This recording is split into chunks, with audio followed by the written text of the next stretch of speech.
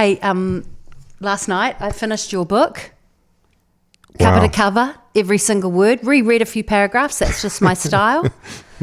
Took notes because it's also my style, but didn't write in the book. Haven't actually underlined it because I'm thinking I could potentially regift it now that I've... Christmas is coming. Christmas is coming, Petra. It's coming. No, but that's pretty cool because you're the first person, this will be a pretty special podcast because you're the first person that I've talked to who's really read it. So this will be pretty awesome for me as well. Really special for me, Petra. So cool. I was talking to Johnny Bridges, your new business partner and my former colleague on Ice TV, and I said, oh yeah, I'm reading Paddy's book. And he goes, what? And I said, he just was like as in, how did you get it? And I'm like, it's the advanced copy. I'm interviewing him on Monday. He's like, oh, okay. I had to sign an NDA to read this, Paddy. Wow. Yeah, that's awesome. You're the first person who signed an NDA with anything to do with me as well. So that's super cool. Yeah. Awesome. We're going to make your fortune out of this. Yeah. I don't know. It strikes to the motivation, really, that I'm so defensive. I haven't done it to make money. I haven't done it to be more famous or be more well-known. I've done it because I hope that people read it and enjoy it. So yeah, that's why I'm sort of like jumping in there going, hey, whoa. Yeah. So good. I had a head cold. You may or may not be able to hear it. And so this was my companion for the weekend. And look, what strikes me is that this book is very much, it's you. It's Paddy Gower, the man. It's Paddy Gower, the character. It's Paddy Gower in every kind of shade and orientation season that you've been through. Even just thinking about your nicknames through your life, like PG and Night Train and Mr. Weepy and Oversharer in Chief and Paddy Carrots. I mean, you've attracted quite a few nicknames. Yeah, they'd be good chapter headings as well because they sort of fill different phases, and some of them, like Paddy Carrots and Night Train, they have become chapter headings, which shows that there have been different nicknames for different phases of my life. Yeah. What was it like for you going through your life, like? Just the act of making a book, recording it, telling all those stories. It's pretty full on, as people can imagine. Even though I've shared a lot of difficult things to share already, to actually put it down in written form and to know that it's going to be bound up with your name on the front and all out there for people to see. Even just lately I've had the book at home like you have, and there's been a few sort of bits of anxiety, I guess, of, oh my God, this is going to be out there soon. Should I have done that? What, different bits of it, Yeah. A bit of a tightening of the chest, even though I've been involved in the writing of it. I've read an audio book. I've looked at it in all sorts of different copies. I've come up with the ideas in it. I've read bits of it in the pure form that you've got now. There's, I'll still read bits of it and get a bit of a sharp sort of intake of breath, really, and go, this will be interesting.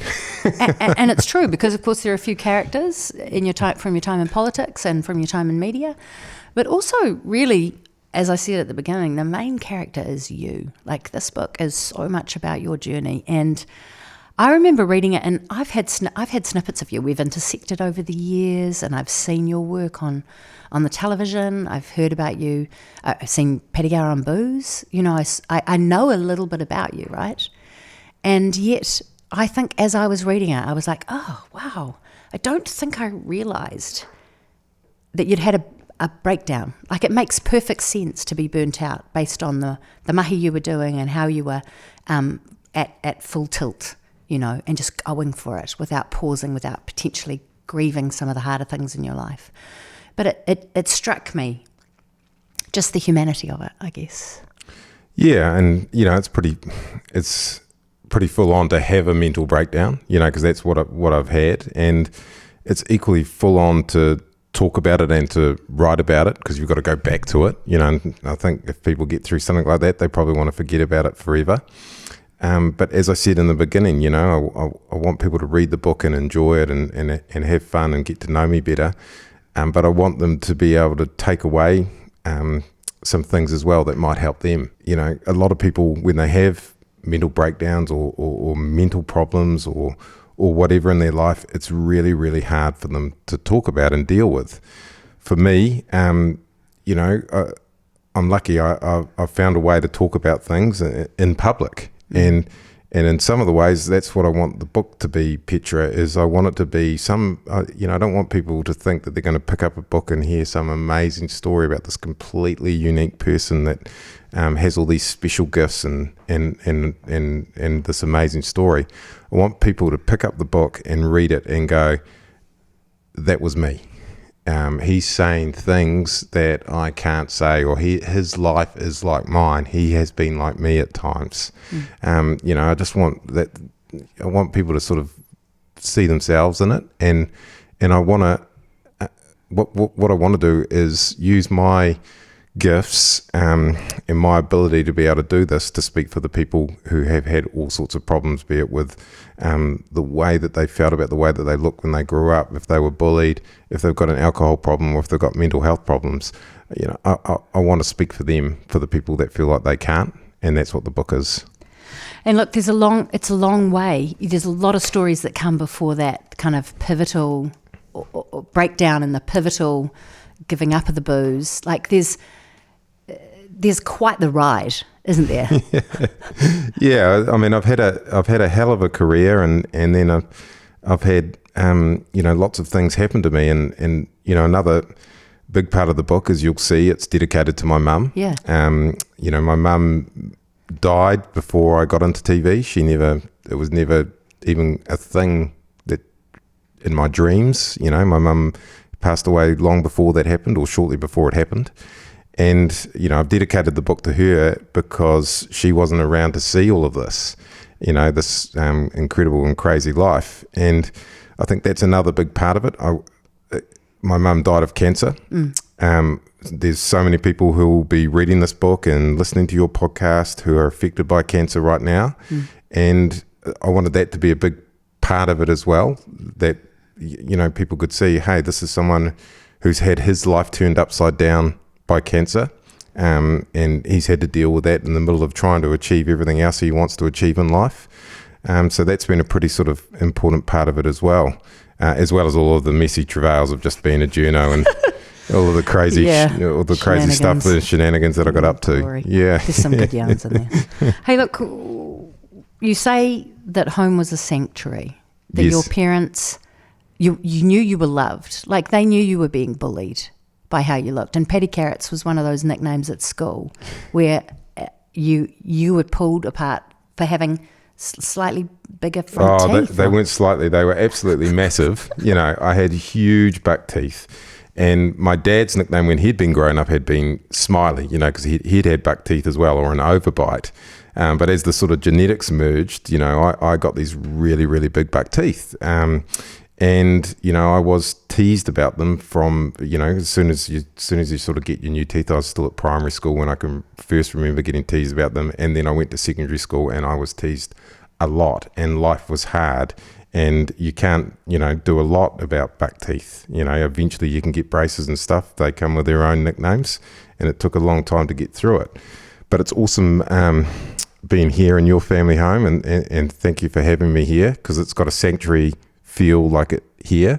And my home life was the same. Yeah. My parents just made sure, and I've talked to my dad for the book, my parents just made sure that I felt loved, and that, when you come in through the doors of home, and, we had a great big back garden and stuff that I could escape to and play in, and that was my sanctuary as well, that you felt safe, and that helps defend you against those sort of things coming into your life. Like if you are being teased about the way you look and stuff like that, I'm very lucky, because not everybody has that sanctuary in their life. And my parents gave that to me. It's a sanctuary made out of love, and that gives you the internal strength to sort of deal with things, even if you don't realize you need it. Because they knew you were being bullied, didn't they? But you say in the book that they, in essence, there was sort of nothing they could do about it. Like your teeth got all busted. It's a great yarn, and they're like, oh, maybe we can fix it. But nah, that turned out that wasn't the answer. Yeah. Well, what happened was we went to, like a lot of Kiwi families, we went to Rotorua and had a weekend holiday, and there was a hydroslide there. A lot of people will remember it, called the Black Hole. I went flying down it, and I remember I slammed my teeth against the bottom of the hydroslide, and my massive buck teeth that had led to all these nicknames like Paddy Carrots and all of these sorts of things, Bugsy, all these kinds of things that I called, were smashed to smithereens. And I kind of got out at the bottom of the pool and was all dazed and everything, and had to drive all the way back to New Plymouth with my head in my mum's lap in a lot of pain. And my dad's, in a very Kiwi sort of dad kind of way, was like, oh yeah, well, maybe this will fix things. We can, potentially the dentist can file down what's left, because there's a couple of fangs on either side. And of course, things weren't that simple, and it was going to be a lot longer, that I had to deal with having these massive buck teeth. So yes, you had the sanctuary of love, and yet how you looked is it rises to the surface again and again when you're on telly, when you're having to present, when you're having to front. How you look is still deeply impactful. That initial, I guess, rejection. Like when you first got on telly, I don't know if the chapters call it, but like I think people said he's ugly. Yeah, people would say that I was ugly, and I had to see those comments. And I think, what had happened really in life was, you teased a lot as a kid, and then you find ways to get through that, and then you grow up, and people are a lot more respectful, and they don't tease you anymore because you become an adult or what have you, and life goes on. And so I'd moved on in my life, and then of course when I popped up on television for the first time since being back in the schoolyard, because social media was just starting up and things like that, and you could see what people were saying about you. I popped up on TV, and yes, I admit that, my performance wasn't the best. I was new to TV. I'd come out of newspapers, and that's going to be a surprise to people, and that's fine. You can work on that. There's nothing you can do about that. But of course, all of these comments would come up like, he's ugly. He's so ugly. What is he doing on TV? And by this stage, I was in my 30s, and I hadn't been called names since I'd been in the schoolyard or way back. People very rarely, call you names. And then, of course, suddenly you're trying to do your job. You're a professional. You're doing something, and you think that you live in a world where this doesn't come into it anymore. And next minute, it's just, everywhere, popping out of the internet, basically, and you can see it and hear it. And then, of course, people, would say things, there's all sorts of things that people can say, like, face for radio and different ways of summing up that they can say in quite public forums. And, of course, you actually know what they're saying. They're saying, when someone says, oh, you've got a face for radio, you're like, well, you're actually calling me ugly, and that hurts. But you've got to kind of laugh along with it. And you realise then how much you're carrying from your earlier life that has been put on some shelf somewhere way, way, way in the back there, but it hasn't gone away. Yeah. You've just found somewhere to put it, and then of course it's like, whoa, it's back and it's heavy. Yeah. And now I'm dealing with it again. So can I ask, because you're quite open about your shelves, in essence, aren't you? You had a few things on the shelves. Yeah. I've got sort of heavy shelves. I mean, I think, we're talking about bullying and feeling self-conscious about the way that I look. These are two pretty sort of heavy things. I think, as we've talked about, the book talks about cancer and eventually burnout from being a workaholic. But one of the heaviest things on the shelves is being an alcoholic, which I talk about a lot in the book as well. And I've since I've given up drinking, which is over 1,000, I've been sober for over 1,000 days now. That's nearly 3 years. Sensational. Yeah, it is actually. Awesome. Yeah, it is Stoked awesome. For you. And since I've gone down that road, and I did make a documentary about it, but I don't want to be someone who preaches about sobriety to people, because each to their own and all of that kind of thing. And it did you no good when you were drinking? You didn't take a blind. I did not take. Just whatever. I say this in the book, and I'll say it here now. I had never ever listened or read to anybody talk about sobriety in my whole life until I went sober. Like, I just had never read an article. If I met a person who didn't drink alcohol, I never asked them about it or inquired, not even, borderline politely, like I just didn't really get into it at all. So I sort of know what that's like. You don't want to have things shoved down your throat when you're drinking alcohol. And also a lot of people can, unlike me, drink alcohol in a perfectly fine way. And I'm not on any crusade to change what adults do or anything like that. But when I decided to tell my story, there was a few things. Petra, I never would have written this book unless I had got sober. I just would not have had the ambition, the vision, the drive. It would have been a cool story, and there's a whole lot of things, like as basic as I would have just been too hungover too much of the time to actually get into it. But deeper than that, I would not have had the drive and the vision and the ambition to get this story out there, my story, to help others, because that's part of what being sober has given me a new form of purpose. This book is here because I'm sober. Because I was going to say, what's the difference between Paddy Gower then drunk or drinking and Paddy Gower now sober? What are the material differences? I'm so much more in control. I'm calmer. I sleep better.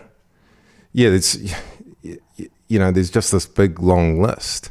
But for me, it comes down to control and calmness. That's what sobriety has given me. And when your life is in control, when you have control, you can just do so much more, when you're calm, you can just do and achieve so much more. But, for the physical sort of side of things, I think the main thing is, I sleep amazingly and I'm never hungover. And those are two awesome things to just as basics. There's a point where you talk about in one of the leaders' debates how you went, because you talk about being in the 99th percentile. So I want to acknowledge that you were talking about calm and control.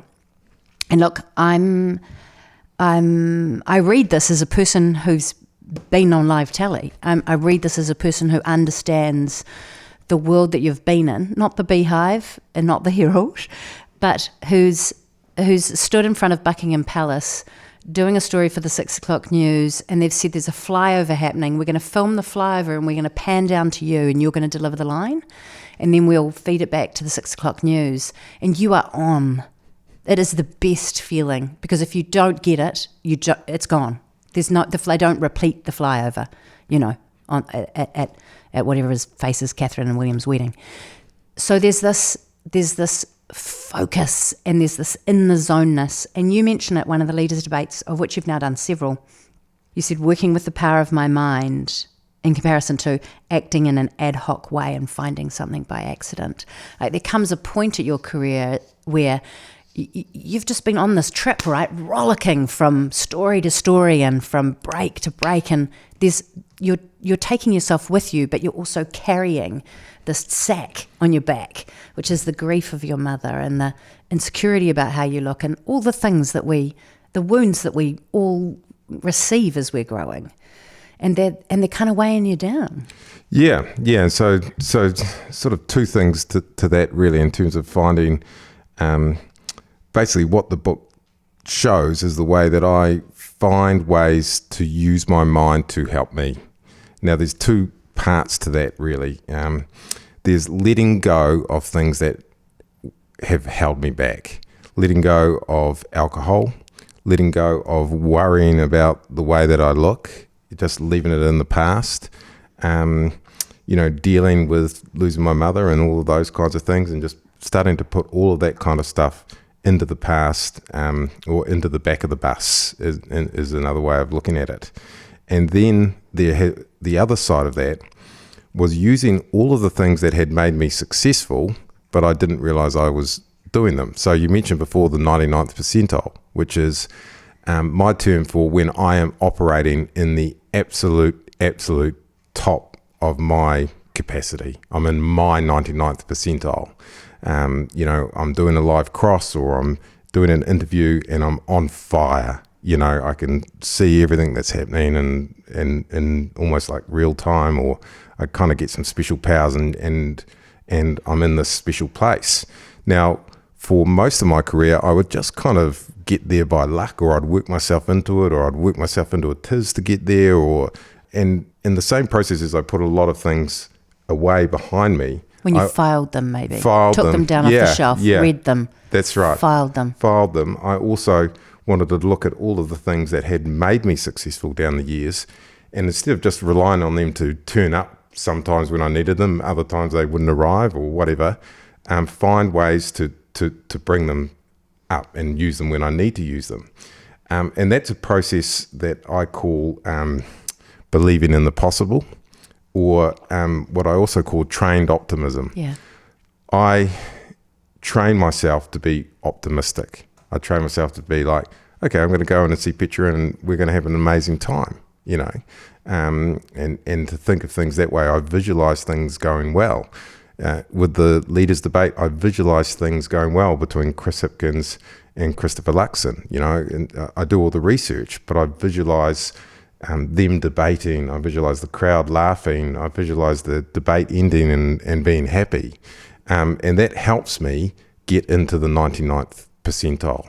I think about, you know, what is the purpose of doing this? And, you know, I think about doing it on behalf of New Zealand, and I help drive myself up into the 99th percentile so that I'm there when I do it, rather than relying on something to work myself into it. So basically, I've filed all of the bad stuff and put it behind me, and then I've opened a new file of all of the good stuff as a bit of a how-to of how to do things.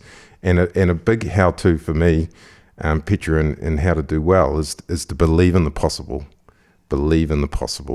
and train myself to be optimistic, feel optimistic about things. And I say that as someone who, you know, it's very easy for your brain to play tricks on you and to feel negative about things and that things aren't going well and to get angry. And, you know, I write in the book about how sometimes I feel like my brain was like a tea towel that's been wrung like this. And, you know, it seems trite to some people, but it's not, because I know if you wake up and you believe in the possible, you know, or if you take a moment and you believe in the possible, you know, it can happen. And if it doesn't happen, you still feel better about life. And that to me is optimism. It's an interesting thing to do coming from the news media, isn't it? Yeah. Because if it bleeds, it leads. Yeah. And it's built on the one plane this month that crashed. And so we need to cover it a lot because it's the only plane that crashed. So we really need to look at all of the different angles of why that plane crashed, and then people start to think, is air travel safe? Because there's been a lot of coverage of this one plane that went down.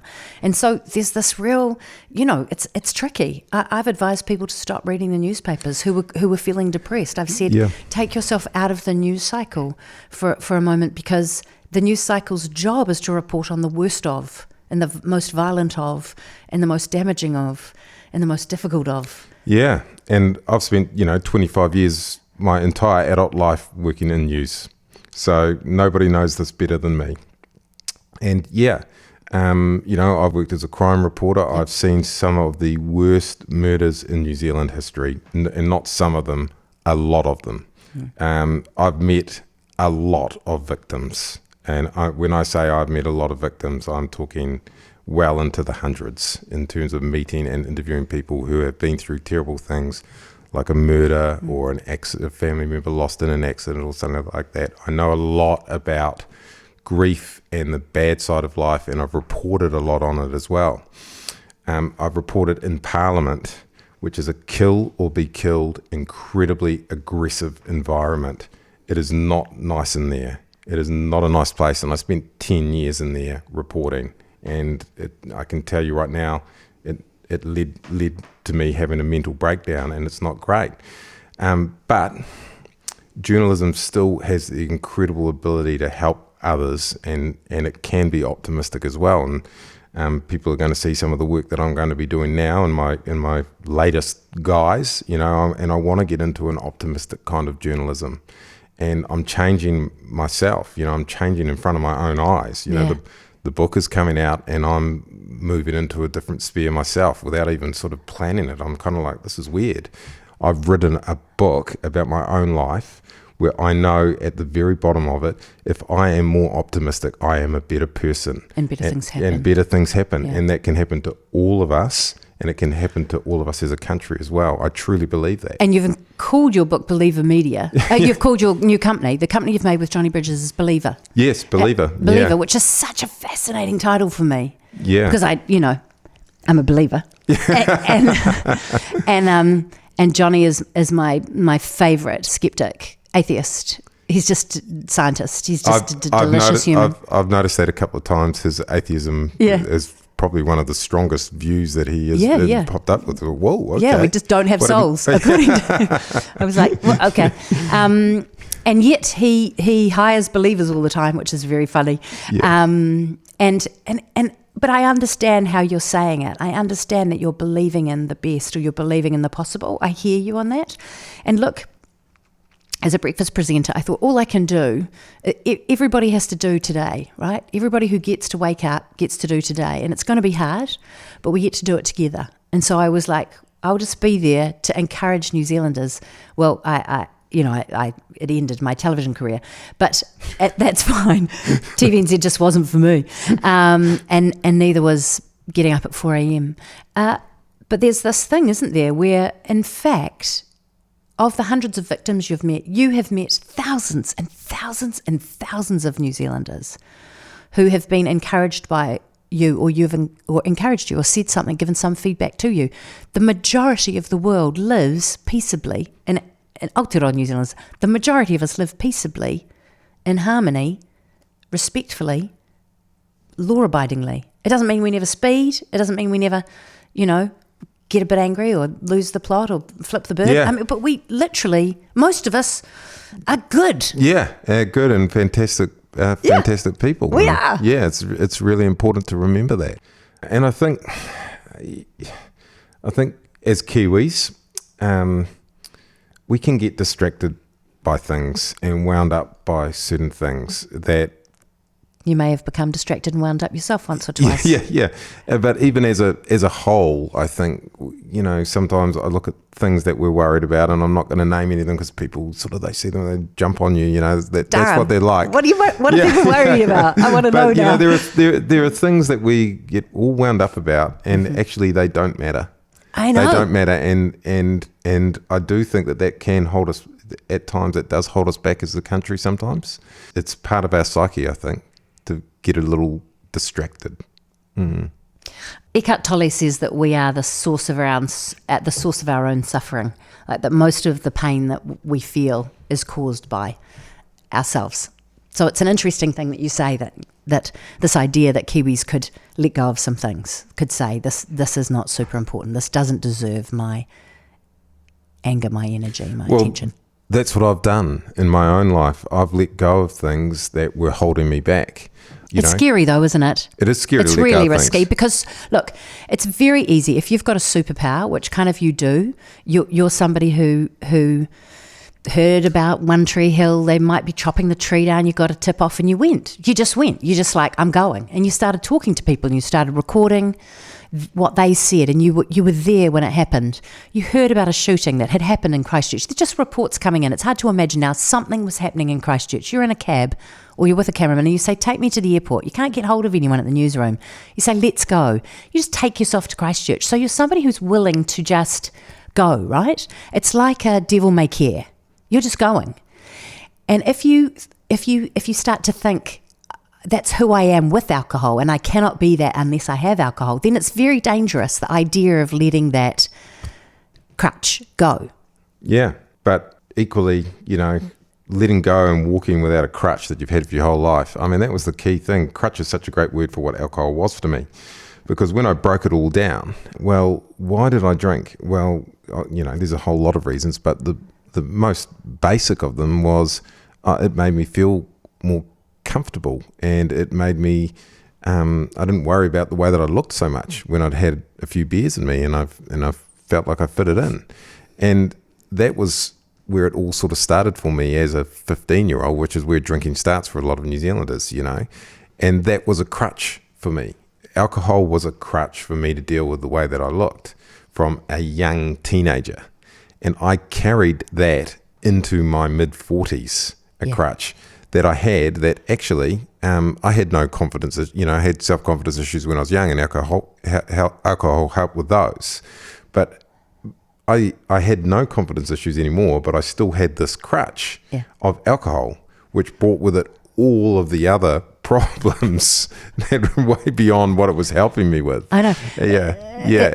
It's a powerful thing to realise that something that helped us, in inverted commas, something that got us through a really difficult patch is now harming us and hurting us. Like, I think most of our coping mechanisms expire. Yeah, and it is true.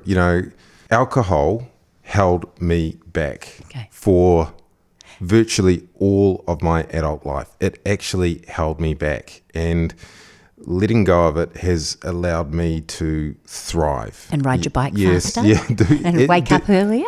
Anyway. Lets me do everything faster. Yeah. And the only sort of downside of it all is it's hard to live in New Zealand where there's alcohol all around us and an alcohol culture all around us. And I've realized pretty quickly that I am different to most other people, and you feel different when you don't drink. It doesn't matter how accepting people are. The alcohol culture in this country is so overwhelming that it eventually beats you down as a non-drinker. There is very, very little space in our society for people who don't drink. We don't give people a lot of room. And I've been that person as well. Friends of mine have tried to give up drinking, and I've kind of put pressure on them at different points. As a grown man, I've done that. I am ashamed and embarrassed to be that person, knowing what I go through now. And even for me, everybody, I am the most well-known alcoholic non-drinker that New Zealand has, because I've been so public about it. And people try really hard when I arrive in different places and stuff like that to help me. To not drink? Yeah, as to not drink. People know Paddy's coming, and, we're going to be good for him and provide some different things. And I feel sorry for all of those other people like me that are trying to give up alcohol or live not drinking, and they have to go in. I've got a big force field and barrier and neon lights sort of all around me, and they have to go one by one and tell their family, because that's where you've got to start, because usually you drink with your family. They've got to tell their friends. They've got to try and build and create the space for themselves in a world where there isn't much space in New Zealand. And actually, part of the reason I've done this book is for people that have either given up drinking or want to help give them some space. I want them to take that book, and there's a bit of space for them in a society where there isn't much room. In a society where if you go, my basic thing with alcohol is this. I have chosen to be different. I've chosen to be different to my former self, my former alcoholic self, and I've chosen to be different. And I am different. I'm different in the world, the world around me. But I choose that. I've chosen to leave alcohol behind, and I choose to be different in the world. And that gives me mana, in my view. When I walk into places and everybody's drinking and I don't, I actually like that feeling now, because it's just like, yeah, I'm different to all of you, and that's cool. And that's given me a whole different kind of power. That's trained optimism. It is. It is trained optimism. Yeah, you've found a way of conceiving of yourself in that space that's positive and powerful, has agency. I know when I walk into places, and I was somewhere the other day and there was a big boozy event, and that's cool. And I can feel people going, I wonder if he doesn't drink anymore. What happened? Is he still sober? What's going on? Or whatever. Let's have a look and see what he grabs there or whatever. And you can feel, like I'm talking about, I was surrounded by alcohol this day the other day. And initially that used to sort of overwhelm me and I feel awkward. But now I just walk in and I'm just like, man, I hope these people are looking at me to grab a water, because that's awesome. Stare at me, make me feel different. Bring it. Yeah. Bring it. Okay, I've got a question for you, because I worked as a waitress, and then I got put in the bar of a restaurant in Christchurch. Turned out I was illegally serving alcohol. I had no idea even of what the age limit to drink was. That's how little a part alcohol was of my life. I was sort of brought up to be afraid of drunks, and I quickly figured out you didn't really need to be, because they couldn't remember it anyway. But here I was serving alcohol, and a cohort of guys would come into the bar and they would order drinks, and one guy would say, I'll have a juice, and the others would pile on. And they would be giving him shit for the fact that he was not drinking alcohol. And I was like, I don't understand. You're happy, you guys. You're all happy drinking. This dude doesn't want to drink for whatever reason. Don't know, was he the driver? Has he got a cancer diagnosis? What? Does he get headaches? I don't know. And yet the majority was picking on the minority. But so what is it? What is it in the mind of people who are getting at somebody who's not behaving the way they are? Like, what is that? Yeah, and I've done that myself. I've been the one that gets at the person who doesn't drink.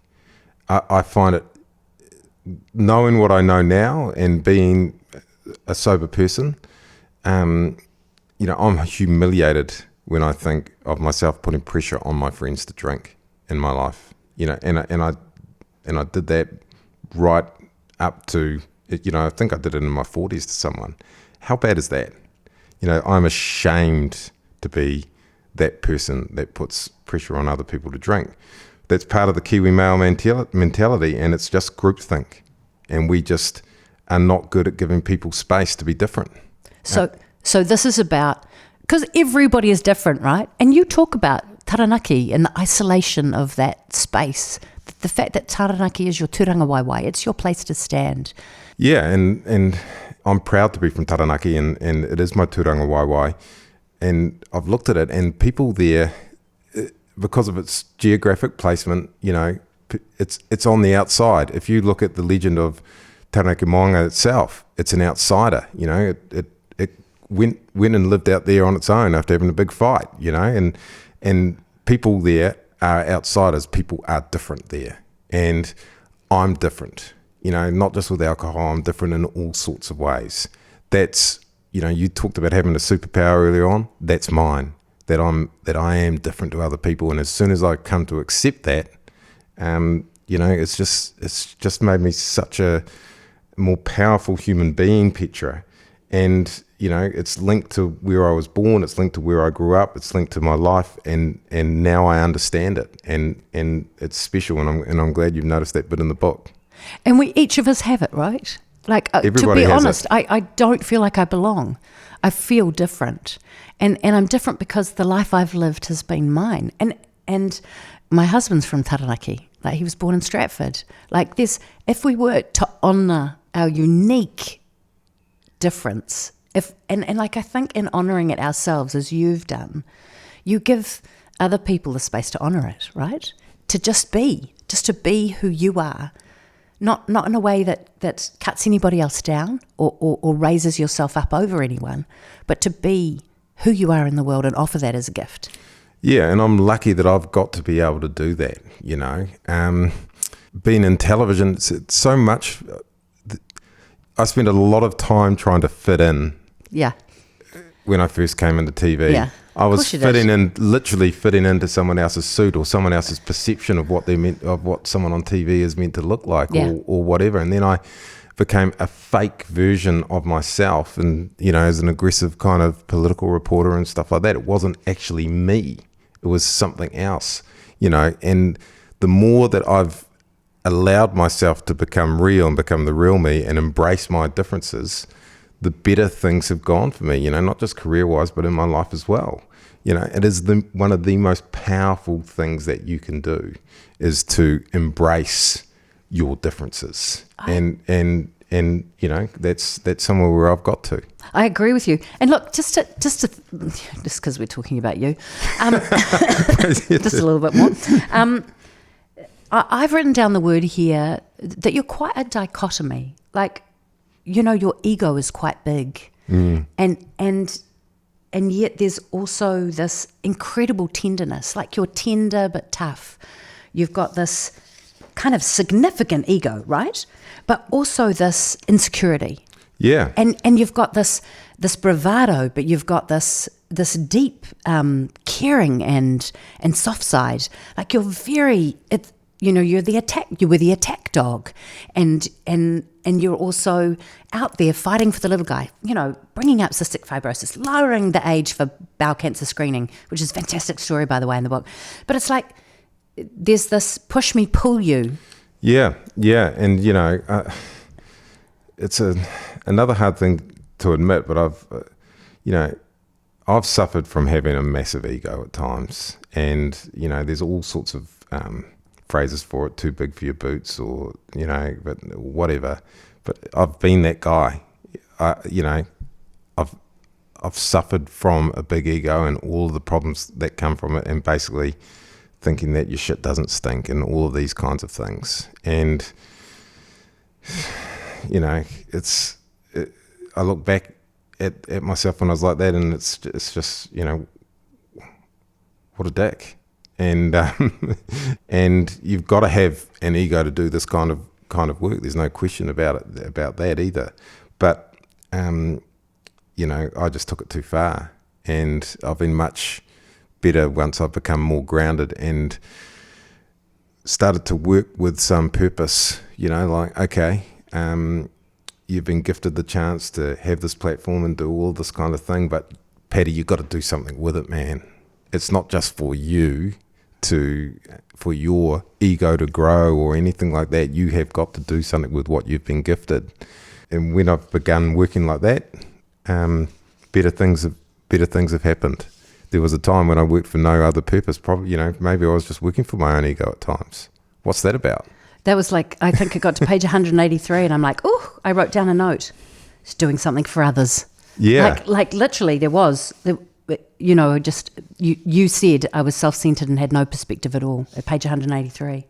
Breakdown, massive ego, I was lost. And you started on page 193 saying things for other people. It's quite the turnaround. And look, reading the book, I felt angry. I felt angry as a broadcaster that you got away with all this bad behaviour. Yeah. I was like, the little shit.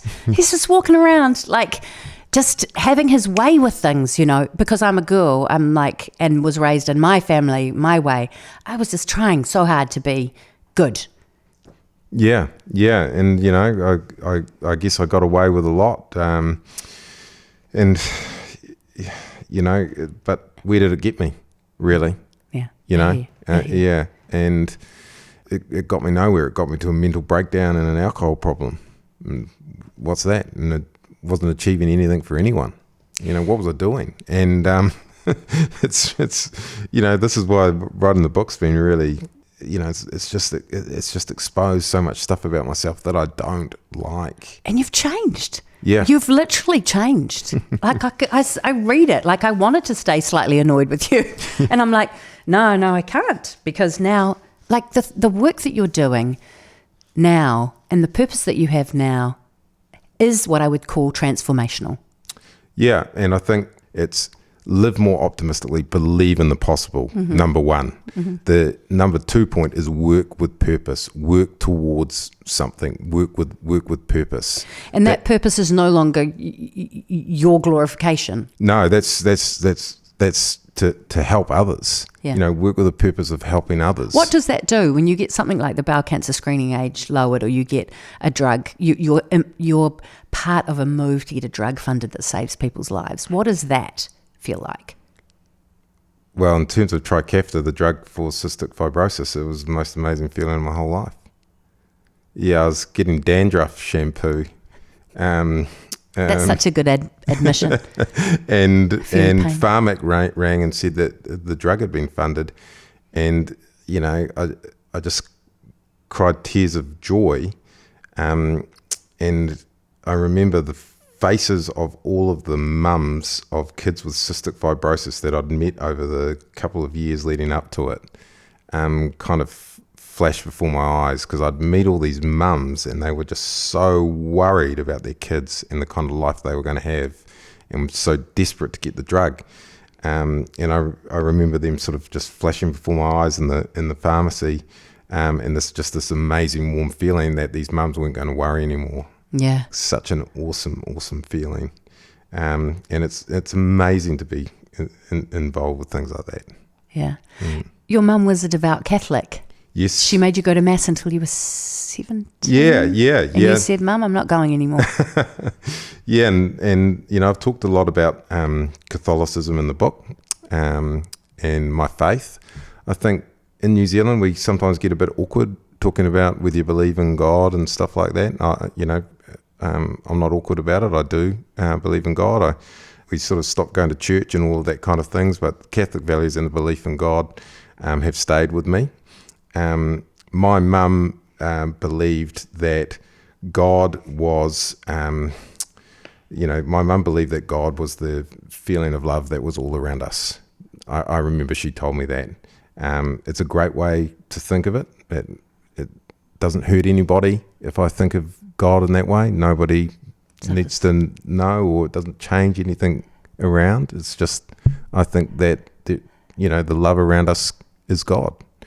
And, I'm not ashamed to talk about things like that or anything. There's nothing for me to hide. And, having a Catholic upbringing, and the Catholic Church hasn't had the best headlines ever either. But I had a good upbringing in it, and there's some amazing values that have been passed to me about serving and helping others. There really are. Yeah. And they don't hurt anybody, those values. And it comes up a lot, the idea of service for others. Like, it really does. Even in finding out that the father, Francis Douglas, who your high school was named after, when you found out his story post high school years, like, just, I guess, the strength you drew from a story of a man who lived in service. Yeah, and I think, Father Francis Douglas, there's probably not a lot of people talking about Catholic priests in a heroic way these days.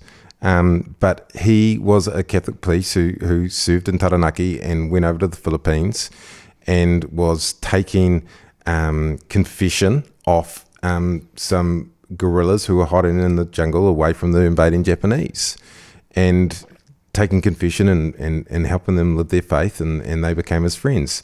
The Japanese wanted him to give up the location where he had been. He refused to do that and was tortured and never seen of ever again. He refused to give up his friends. He took pain in order to serve others and to stand by his principles.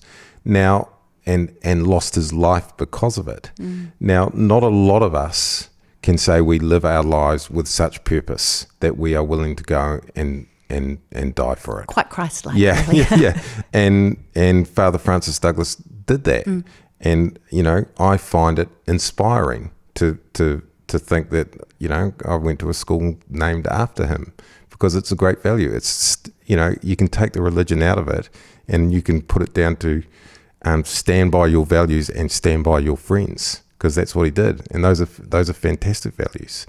And I think sometimes with religion, we get nervous about talking about whether we believe in God or not. And I worked in politics, and I remember all these guys getting all sort of 1 minute in New they Zealand, did. You're going to lose an election. Yeah, if you believe 1 in minute God. they like, do, it's 1 just minute they don't. But for me, I've laid it out. I had a religious upbringing. I didn't stick with all of the official side of things, but I have stuck with my belief in God, and it's the same as my mother's, that God is the love all around us. Yeah. Pain and optimism. There's a marriage there, isn't there? Like, this living with purpose and serving others. It's not all beer and Skittles. No, yeah, that's right. But it's fun. It's okay though, eh? Yeah, it's fun, and it's certainly helped me, and it doesn't have to be someone going out and doing their job and helping get a life-changing drug funded by Pharmac. It can be, you can live your life with purpose by being a really good boss. If you're a boss of someone and not being grumpy or something like that, and making work happy for the people that come in there, that can be your purpose. Your purpose can be, okay, after work is done, I'm going to get down to the soccer field and train some kids or something like that. That can be your purpose. You can get something from that. Like, you can live your life with purpose in so many different ways. You don't need to be solving the world's problems. Can I just say, look, reading the book, you win Best News and Current Affairs Presenter. You win the award. You finally get that award, Best News and Current Affairs Presenter. You're honest about the fact that you've said for weeks, it's not about the awards, but it is. You want the award, and you get the award. And you get the show, Paddy Gower's Got Issues. You get your own show. This is your show. It's eponymous. Your name's in the title. And then all gets taken away because News Hub shuts down, which is not personal. It's not we hate Paddy. Paddy's no good. It's News Hub is not viable, and so it's gone. See the boys overseas. They're like, see you later. There's something sometimes about getting everything you want and it just being taken from you. Yeah, there is that phrase, and if it feels too good to be true, it probably is, which is how things felt for me. I thought, man, I'm on fire here. And then, of course, we're all called into this meeting, and kaboom, the whole place is blowing up just like that. And with it, all of my plans, all of my dreams, all of my friends are losing their jobs all around me, and it's all kind of taken away from you. And, it sucks. But, and it's going to sound trite, but, I've just got to use it, and I've got to be optimistic about what's happened and what's coming next. So do you also then know that you're more than the job, more than the show, more than the award? Yeah. I know that I was put on this earth for a reason, and it's to do the kind of thing that I'm doing. It's to tell people stories. It's to spread positivity. Because you feel alive when you're doing it. Yeah, and that's what I'm here for. So that's what I'm going to keep doing. And, it's going to take more than a couple of brothers called Warner to stop me. And what have you done? So the announcement was made in February. You just said you hadn't been working. Well, you said you haven't been working since sort of the beginning of the year.